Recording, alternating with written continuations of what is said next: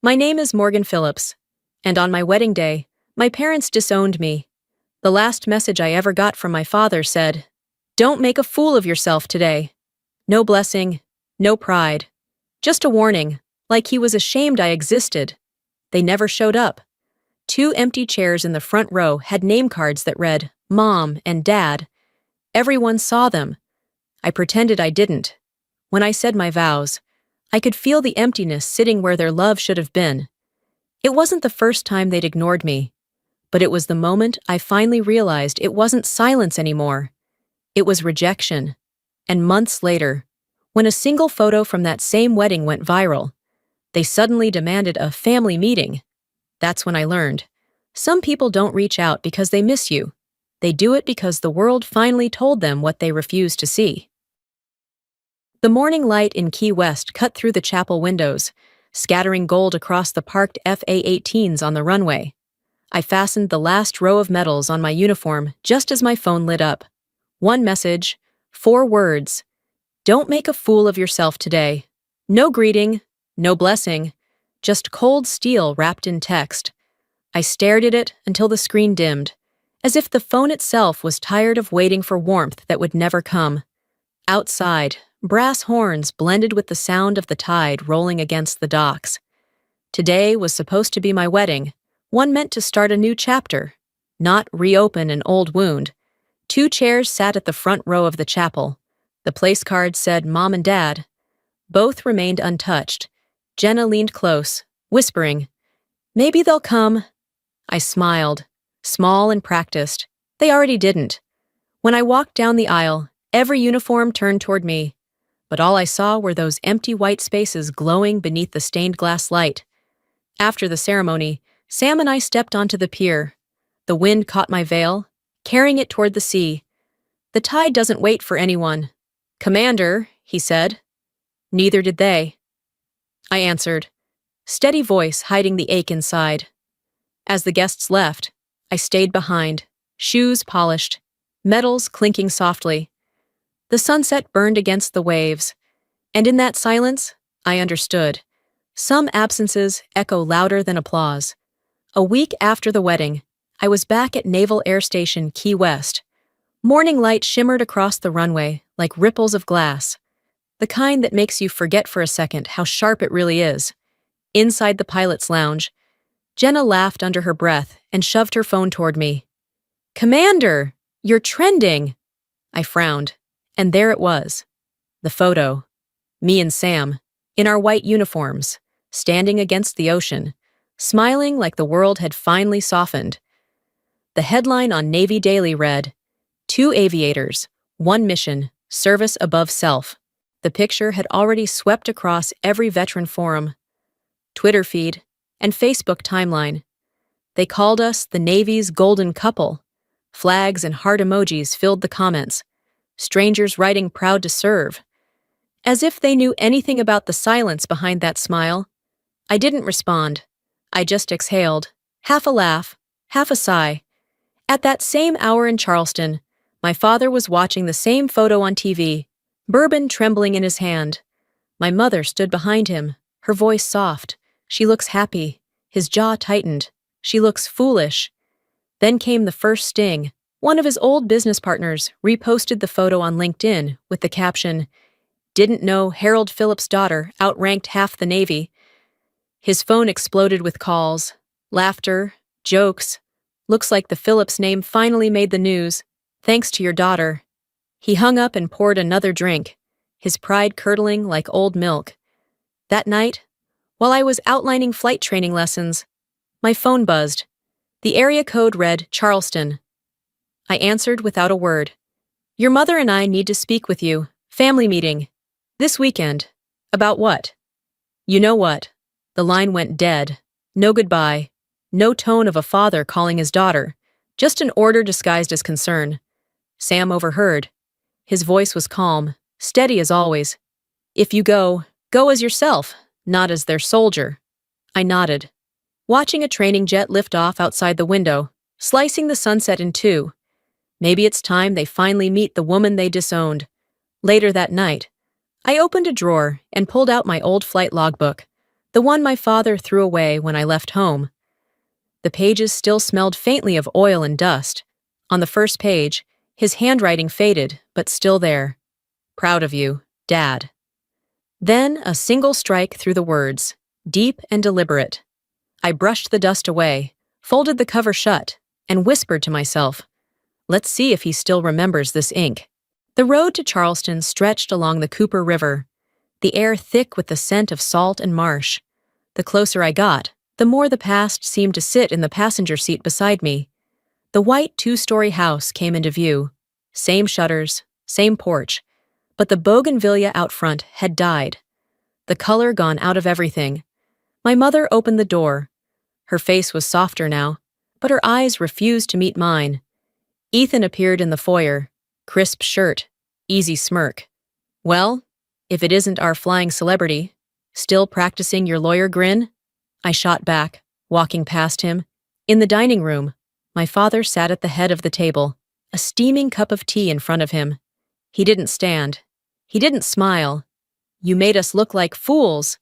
Morgan, by marrying a man who respects me? By parading your rank for attention? I placed my flight logbook on the table, the leather cover worn but intact. This was the first thing you threw away when I told you I wanted to fly.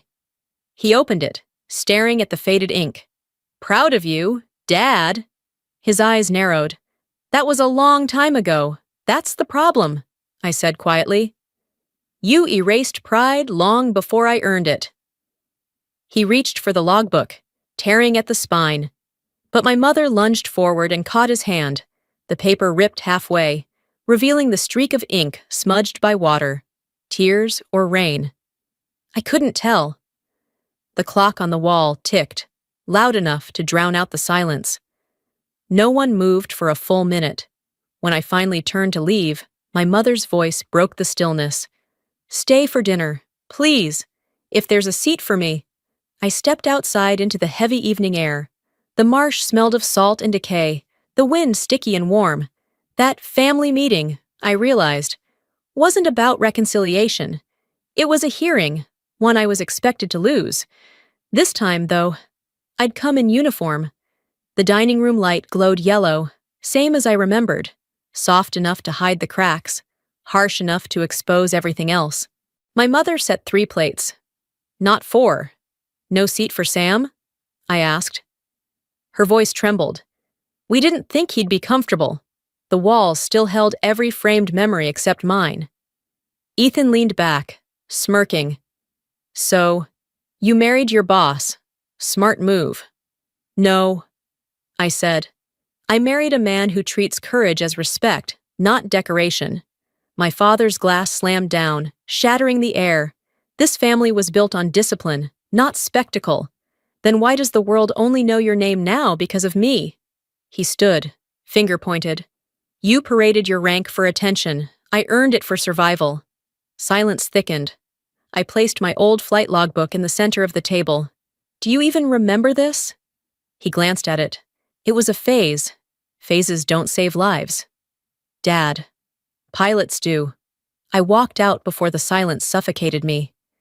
Neighbors watched from across the street, pretending to water lawns while feeding on our shame. My phone buzzed. Sam, you okay? They didn't even set a place for you. His reply came fast. Then maybe it's time I set one myself. The next morning, fog clung to the marsh when a jeep stopped outside. Sam stepped out in his Vice Admiral whites, silver glinting under sunlight. The neighborhood froze. My father's face drained of color. Inside, the air was thick enough to chew. You think she's a hero? He asked. I don't think, Sam said calmly. I know. He placed an envelope on the table. Inside, a letter from the Navy. Commander Phillips led aerial rescues during Hurricane Katrina. Her decisions saved 36 civilians and 3 Marines. My mother's hand shook as she read. My father's eyes dropped. You had this all along? Yes, I said, but it never mattered until someone else said it. He stared at me, the weight of years in his silence. Then Sam rose and offered his hand. Sir, thank you for raising the finest officer I've ever served with, and for the first time, My father took it. Rain threaded through the gray Charleston morning, fine and constant, the kind that made the air hum. My father stood on the porch, pouring coffee with a hand that trembled slightly. It was the first time I'd ever seen him unsure of his own movements. I asked if he wanted to come with me to the naval base.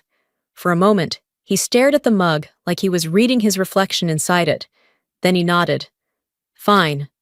Let's go. We drove in silence, rain streaking across the windshield, the wipers marking time like a metronome. Halfway there, he asked if the Navy letter was real. I said it had been real 3 years before he called again. He didn't answer. At NAS Charleston. Young pilots saluted as we passed. He nodded back, awkward among the uniforms. When I led him to the twin-seat T-45, he gave a nervous laugh. I flew once, 40 years ago, sightseeing. This won't be sightseeing, I said. When the engines roared, his knuckles whitened on the armrest. Through the headset, I told him, relax. Up here, control is shared, not owned. He said nothing, but I felt the words land. We climbed through clouds until the coast curved small beneath us. I never realized how small it all looks from up here, he murmured. That's what happens when you climb high enough, I answered. Later, as we banked over the Atlantic, his voice cracked through static. I understand now why you never came home. I was always flying toward it, I said. When we landed, he touched the dashboard gently. I didn't know it was this beautiful up here. It always was. You just had to look up. Then he surprised me. Dinner tonight. With your husband. That night the house glowed warmer than I remembered. 4 plates, 4 chairs. Sam's presence steadied the air. He spoke of the pilots I'd trained, and my father listened. Near the end of the meal, he pushed a yellowed envelope toward me. Our family land deed. It's yours again. I don't need the land, Dad. I just needed you to see me. I do, he said quietly. When Sam rose to clear the glasses, my father stopped him. I judged you before I knew you. I owe you respect. You owe her the peace she earned. Sam replied. My mother wept. The clock ticked softly. For the first time, it didn't sound like judgment, only like life continuing. Washington, D.C. woke spotless that morning. Clear sky. Flags snapping in the breeze along the marble corridors of the Naval Academy at Annapolis. Inside the dressing room, I adjusted the line of medals across my chest, fingers tracing every dent, every scratch. Each mark held a story. Each story carried a weight no one could see. And today, for the first time, my parents would. The door opened softly. Sam stepped in, immaculate in his Vice Admiral whites. His presence was steady, grounding. You ready, Commander? He asked. As I'll ever be, I said, though my pulse felt like an engine before takeoff, in the auditorium. Sunlight poured through tall glass panes, scattering across rows of uniforms. The air held that peculiar stillness that comes before ceremony. Half reverence, half electricity. I walked to the stage as the announcer's voice echoed. For exceptional courage and leadership during humanitarian operations. Applause rose like a tide. A senior officer pinned the Distinguished Flying Cross to my chest, the medal catching the light and burning gold. My breath caught, steady but shallow. When I turned toward the crowd, I found them, front row. My father sat rigid, shoulders square, gray suit pressed to perfection. My mother's hands clasped a neatly folded flag in her lap. They were both looking at me, not with the distant pride people perform for cameras, but with something raw, trembling between awe and regret. As I stepped off the stage, the room hushed. Then, slowly, my father rose. He took a few steps forward, stopped, and raised his hand, a salute, stiff, imperfect, but real. The hall fell silent. The sound of fabric brushing against itself echoed like thunder in a church. For a second, I couldn't breathe. Then I lifted my arm, returned the salute, crisp and sure, a gesture 15 years overdue. Commander Phillips, he said, his voice rough, breaking on the edges but clear. In his eyes, I didn't see pride. I saw respect, Finally unguarded, finally earned. When the drums rolled to close the ceremony, Sam leaned closer, his voice low and sure beside my ear. You didn't just earn a medal, you earned back the silence. I smiled, eyes fixed on the flag above the stage, the kind that finally means peace. The afternoon after the ceremony, we walked down to the open lawn by the Severn River. The light had turned the water to glass, gold breaking into silver as the sun slipped lower. The flags along the embankment moved lazily in the wind, and for the first time in years, my father's shadow stretched beside mine. Not ahead of it. He approached, holding a small velvet box worn soft with age. Your grandfather carried this during his first deployment in the Pacific, he said, opening it carefully as though the air itself might shatter it. Inside lay a silver pocket watch, initials H.P. engraved on the back. I remembered the story, how he swore he'd never give it to anyone who hadn't earned his respect. He placed it in my palm, the weight cool and familiar. Time owes you nothing, Morgan, but honor does. I closed my fingers around it. Then I'll keep it running, I said, voice tight, tears hovering but refusing to fall. The watch ticked softly between us, bridging a silence that had once felt like a canyon. Ethan came walking up from behind, hands buried in his pockets, face awkward. Guess you're the real Phillips now. I smiled faintly. No, we both are. We just chose different skies. For the first time, he didn't smirk, he just nodded. My mother stepped closer, laying a hand on my shoulder. Her eyes were gentler than I remembered, no longer guarded by apology. We kept quiet for too long, she whispered. Silence doesn't keep peace, it builds walls. I squeezed her hand. Then let's start talking. Mom. The river shimmered in front of us, quiet except for the rhythmic lap of the tide, the kind of peace that didn't demand words. As we turned to leave, my father looked at Sam. I misjudged you, Admiral. I thought men in uniform only wanted obedience. Sam met his gaze evenly. We want understanding, sir. My father's expression softened, years of hardness beginning to give way. Then I hope you'll help me learn it. The three of them, my father, my husband, my brother, stood together under the flagpole, a triangle of men who had all learned something about strength that day. No applause, no audience, just the quiet weight of forgiveness passing between them. When evening came, I sat alone in the hotel room. The city lights flickered across the river like tiny beacons. I opened the pocket watch. The steady tick filled the silence, not hollow anymore, but alive. I took my flight logbook from the nightstand and wrote the final line beneath years of missions and storms. Honor is not what others give. It's what you learn to keep, even when no one's watching. Then I closed the book, listening to the watch tick once more, each beat a reminder that time hadn't taken anything from me. It had simply waited for me to arrive. A month later, I returned to Key West, the place where everything had begun and ended, often in the same breath. The air carried that familiar blend of salt and sunlight, heavy with memory. The sun was sinking, melting gold into violet, painting the sky with the same quiet dignity that comes after a storm. I stood on the bridge overlooking the sea, the silver pocket watch resting in my palm. The metal caught the dying light, glowing like a miniature lighthouse guiding me back to myself. Beneath the bridge, the waves whispered against the pylons, soft and rhythmic, the same sound that once echoed through the chapel on my wedding day. Overhead, a formation of FA-18s cut across the horizon, trailing white smoke like lines of memory still in motion, never quite fading. I flipped open my flight logbook. On the last page, the ink had barely dried over the words I'd written that night after Annapolis. Forgive not because they deserve it, but because you do. I closed the book, listening as the waves kept time with the soft ticking of the pocket watch. The sound wasn't loud, but it was certain, patient, steady, alive. My phone buzzed, a message from my father. We'll visit next week. Your mother insists on bringing pie. A smile found its way to my lips. Bring her, not the pie. I typed back. The screen lit up again almost instantly. Proud of you, Dad. No strike through this time. No hesitation. Just truth. The wind shifted, carrying the faint scent of salt and fuel from the airfield nearby. I looked up, eyes tracing the glimmer of sunlight on the wings of a jet passing high above. For the first time in years, the sky didn't feel endless.